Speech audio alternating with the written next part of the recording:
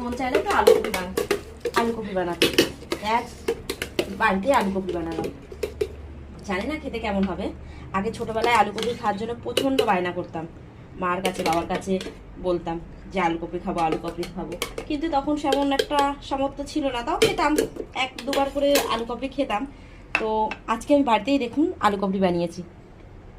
জানি না খেতে কেমন হবে। যদি আলু কপিটা খেতে পায়েল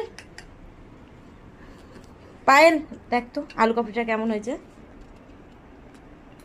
জানি না কেমন হয়েছে খেতে। দারুণ।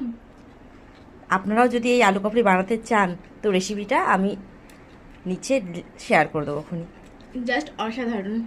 মন চাইলে তো আলু কপি বানাতে এক বাড়িতে আলু কপি বানালাম। জানি না খেতে কেমন হবে। আগে ছোটবেলায় আলু কপি খাওয়ার জন্য প্রচন্ড বায়না করতাম, মার কাছে বাবার কাছে বলতাম যে আলু কপি খাবো আলু কপি খাবো।